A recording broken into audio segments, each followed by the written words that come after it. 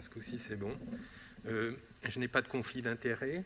Alors, le premier article, c'est un article qui s'est intéressé au délai de réalisation de l'endoscopie dans une hémorragie digestive haute. C'est un article qui est publié dans le New England par une équipe qui a une grande habitude des hémorragies digestives hautes, puisque le premier auteur, on lui doit le protocole d'IPP-IV qu'on utilise tous. Le contexte, c'est qu'il y a un consensus international, encore en 2019, pour une endoscopie dans les 24 heures chez des patients non sélectionnés. On ne peut pas faire de recommandations, au vu de la littérature, pour une endoscopie plus précoce chez des patients considérés comme à haut risque. Pour évaluer le risque de complications, on dispose de scores, et le score de Glasgow-Blatchford, GBS, est validé pour prédire le décès et la récidive hémorragique. L'hypothèse des auteurs était que chez les patients à haut risque, définis par un GBS supérieur ou égal à 12, une endoscopie dans les 6 heures pourrait améliorer le pronostic vital et la récidive hémorragique. Petite parenthèse, le GBS prend en compte l'urée sanguine, l'hémoglobine, la pression artérielle et d'autres critères parmi lesquels l'hépatopathie chronique. Les auteurs avaient validé sur une étude précédente ce score de GBS dans leur population. Ils avaient 21% de patients avec un GBS supérieur ou égal à 12 et parmi lesquels 16% décédés dans les 30 jours. J'en reviens à l'étude. Voici le flowchart, 4175 hémorragies digestives hautes, 516 patients avec un GBS supérieur ou égal à 12, randomisés dans les 7-8 heures après leur admission, avec en deux groupes équivalents 258 patients, endoscopie dans les 6 heures ou endoscopie entre 6 et 24 heures. Les deux groupes étaient comparables en tout point. Les résultats étaient en intention de traiter, avec comme objectif principal le décès, toutes causes confondues, à 30 jours. À noter qu'ils avaient exclu les patients avec instabilité hémodynamique. Voici le résultat à 30 jours, pas de différence entre les deux groupes. Donc les auteurs proposent une endoscopie dans les 24 heures et la question qu'on se pose aujourd'hui, c'est est-ce que cette prise en charge est adaptée à nos patients avec hypertension portale? Alors déjà, les patients avec défaillance hémodynamique sont exclus, donc ça ne les concernait pas. Et en regardant de plus près, on voit que finalement, il y avait peu de patients avec une hypertension portale, puisque c'est 10 et 7% de varices œsophagiennes ou gastriques, avec peu d'événements, vous voyez, 4 et 3 saignements. Donc malheureusement, pas de conclusion possible pour nos patients. La deuxième étude est une presse dans Journal of Pathology et s'est intéressée à la valeur pronostique d'une acute on chronic liver failure pour prédire la récidive hémorragique et le décès et du rôle éventuel d'un TIPS préemptif. Le contexte, c'est que la SCLF est présente chez 20% des patients admis pour décompensation de cirrhose. L'hémorragie digestive est un facteur de risque reconnu d'ACLF, mais on ne connaît pas le poids de l'ACLF dans le pronostic des hémorragies variqueuses. Le but de l'étude était de préciser la prévalence de l'ACLF dans l'hémorragie par rupture varice, l'impact de l'ACLF sur la récidive et la mortalité, et l'impact éventuel du TIPS préemptif. Donc, cette étude, c'est une étude post-hoc avec des datas qui avaient été d'une étude précédente qui a été réalisée par le Baveno Comparation Group, 34 centres, qui visaient notamment à évaluer la place du TIPS préemptif dans la vraie vie. Le score ACLF était calculé selon les critères du CLIF défaillance d'organes et l'indication du TIPS était l'indication habituelle dans chaque centre. L'objectif principal, c'était décès toute cause à 6 semaines et 1 an, objectif secondaire récidive hémorragique. Donc, dans un premier temps, ils regardent l'impact de la CLF dans leur population, 2138 hémorragies sur varices, 18% d'ACLF, respectivement 39, 39 et 22% d'ACLF 1, 2, 3. Premier résultat, mortalité cumulée à J42. Vous voyez que la CLF, c'est la courbe noire, nettement plus de mortalité que chez les patients sans un CLF. Ça, c'est la récidive hémorragique, pareil, très significatif, facteur pronostic péjoratif de la CLF. Et résultat semblable à 1 an, avec à gauche la mortalité, à droite la récidive hémorragique. Ça, c'est l'étude multivariée selon le modèle de Cox. Vous voyez que la CLF a un facteur de risque entre, donc à gauche, c'est 6 semaines et 1 an à droite, avec des hazard ratios entre 2 et 3. Dans un deuxième temps, les auteurs ont regardé l'impact du TIPS préemptif. Dans leur population, 671 patients étaient éligibles à un TIPS préemptif. 25% d'entre eux avaient une ACLF. Et finalement, vous voyez qu'il n'y a eu que 9,8% des patients éligibles qui ont eu réellement un TIPS.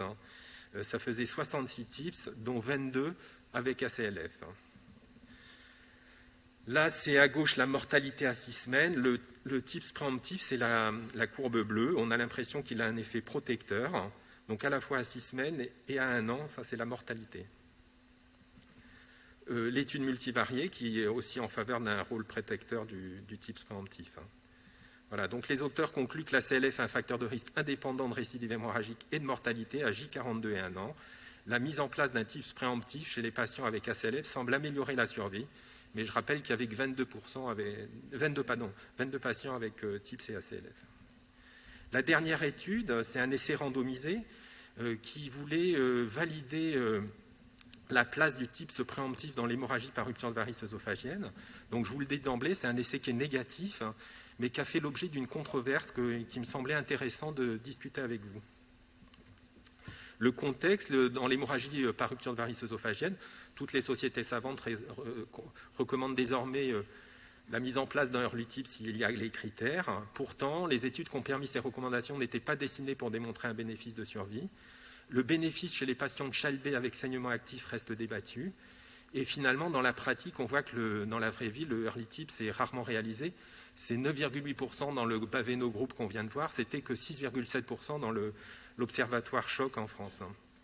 C'est un essai randomisé bicentrique écossais.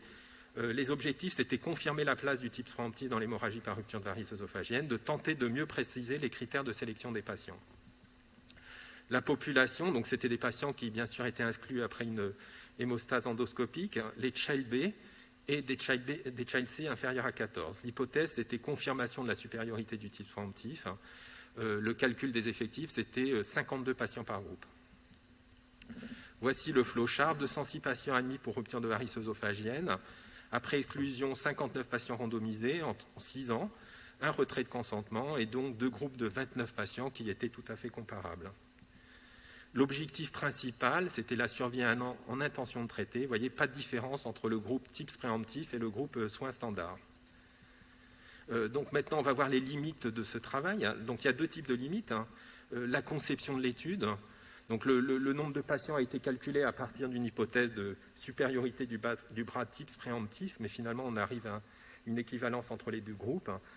Si l'hypothèse avait été celle d'une équivalence, il aurait fallu inclure plus de patients.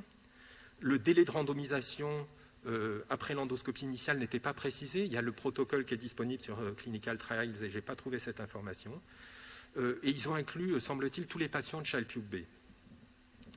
Quand on regarde d'un peu plus près les résultats, on voit qu'on peut être étonné par la survie de 76% dans le groupe traitement de standard, qui est inhabituellement élevé.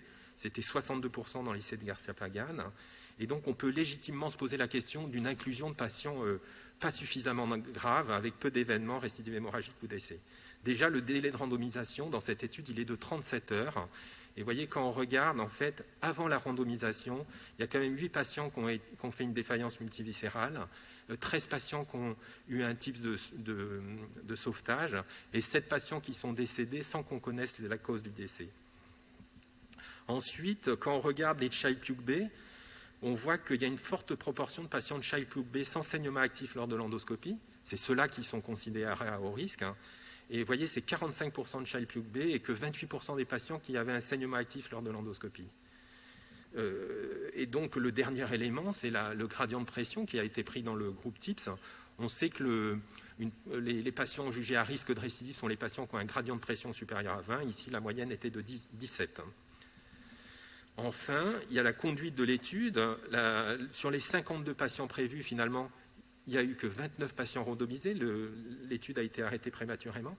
Sur les 29 patients du groupe TIPS, il n'y en a que 23 qui ont eu le TIPS réellement et seulement 13%, ce qui est 13 patients qui ont le TIPS dans les 72 heures. Donc, pour les conclusions de cette bibliographie, la stratégie d'une endoscopie dans les 24 heures n'est pas applicable à nos patients suspects d'hypertension portale. Et il faut rester sur la recommandation de Baveno d'une endoscopie dans les 12 heures. La présence d'une ACLF impacte le pronostic des hémorragies sur varices et pourrait peut-être aider à l'avenir à une sélection des meilleurs candidats au TIPS préemptif. Enfin, l'applicabilité de l'essai ICOSE semble faible, mais on a vu qu'il y a un mauvais accès aux TIPS dans la population dans la vraie vie, et ça doit être amélioré.